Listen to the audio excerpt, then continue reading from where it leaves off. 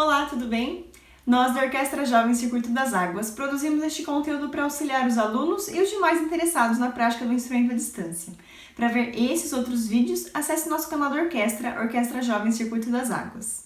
E no vídeo de hoje, a gente vai falar sobre a origem da partitura musical. Então a gente vai descobrir por que aquele monte de bolinha no meio das linhas significam coisas pra gente. A partitura musical que a gente tem hoje, ela é uma forma de notação musical. Então ela é um sistema de notação musical que se desenvolveu ao longo dos anos, ao longo dos séculos.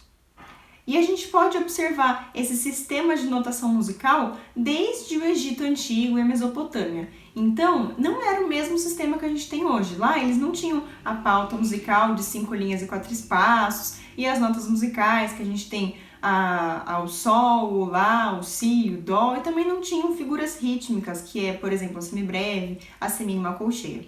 Lá, eles tinham uma notação musical meio que por letras, então cada uma das letras significava algum tipo de som, não necessariamente uma nota específica com uma duração específica, mas significava algum tipo de som. Então, esse era o sistema de notação musical deles através de algumas letras.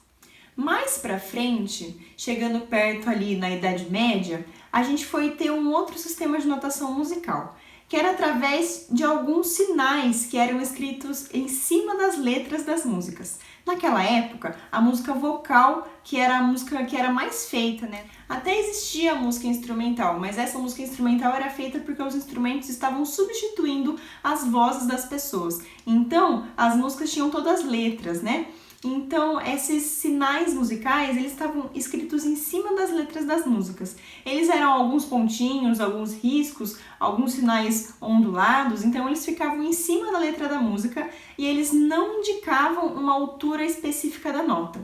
Aquela notação musical, ela era feita para que as pessoas que já conheciam a música, as pessoas que já sabiam cantar a música, era como se fosse um lembrete aquilo. Aqui sobe um pouquinho, aqui desce, aqui essa nota dura um pouco mais. Então era só um tipo de lembrete a notação musical. Ou seja, uma pessoa que nunca tinha ouvido aquela música não ia conseguir cantar a partir daquela notação musical. A notação musical era só um lembrete para quem já conhecia a música, para quem já sabia cantar. E esses sinais que aparecem em cima das letras, eles são o início dos neumas. Os neumas vão ser uma notação musical um pouco mais exata do que esses risquinhos que tem em cima das letras, mas esse já é o princípio dos neumas.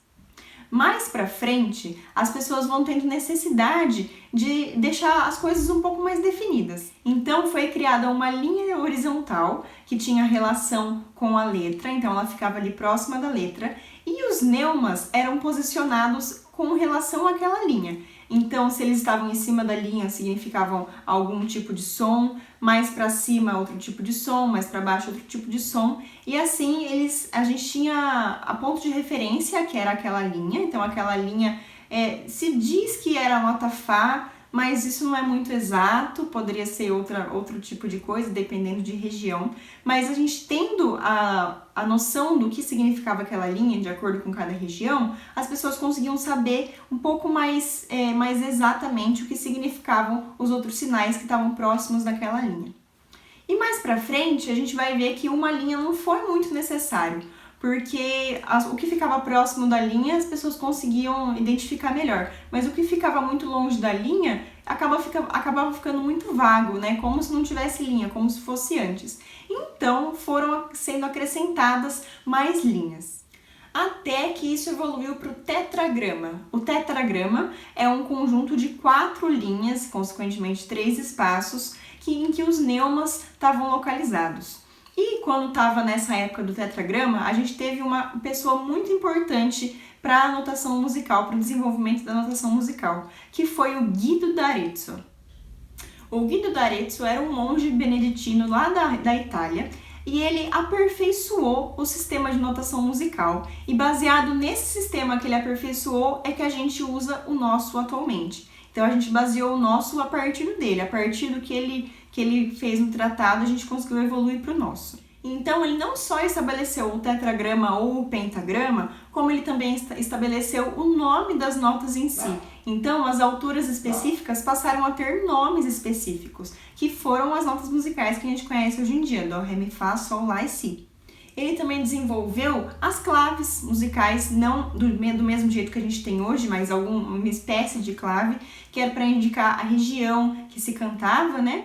E além disso, ele começou também a desenvolver os termos musicais, muitos que a gente usa até hoje. Então, como ele era italiano, da região da Itália, é por isso que muitos dos termos musicais que a gente usa até hoje são termos italianos. Então, a partir desse sistema que o Guido d'Arezzo desenvolveu, começou a ser possível que as pessoas que não conheciam a música, só de olhar a parte escrita da música, conseguiam realizar a música. Então a música deixou de ser transmitida só oralmente, então assim, as pessoas podiam aprender novas músicas através da prática oral, ou seja, escutando pessoas cantarem, mas também podiam aprender novas músicas através da escrita musical. Isso foi muito importante para a difusão da música para outros lugares.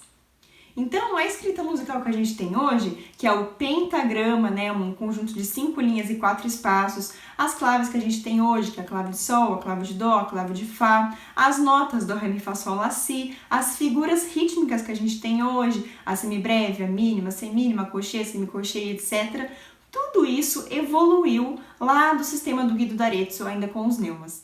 Então, é por isso que hoje, quando a gente vê lá um pentagrama com uma clave de Sol e uma nota na segunda linha, a gente sabe que aquela nota é a nota Sol e só a nota Sol. Se a gente tiver a clave de Fá no mesmo pentagrama e a nota na segunda linha, aquela nota vai ser a nota Si. Então a gente tem uma altura específica das notas, né? A gente não tem essa nota pode ser mais alta, pode ser mais baixa, essa nota é mais alta em relação a essa, mas não sei qual é a altura exata. Não, agora com o nosso sistema a gente sabe a altura exata das notas, a altura exata que a gente tem que reproduzir aquele som e a duração exata que a gente tem que reproduzir aquele som também. E esse sistema também de notação musical ajudou muito mais pra frente, né, depois em que a música instrumental começou a se desenvolver a parte da vocal, né? Quando a música instrumental começou a ser um pouco mais independente, esse sistema ajudou muito. Porque imagina, antes a música era só vocal, né? Então a gente tinha letra. Mas para música instrumental, né, para ela ser independente da vocal, ela não precisa ter letra, né? Então isso foi uma coisa muito importante quando a música instrumental começou a se desenvolver, a ter uma notação musical e não só escrita das palavras. Espero que vocês tenham gostado dessa curiosidade sobre a partitura musical e a escrita musical em si, e espero vocês no próximo vídeo.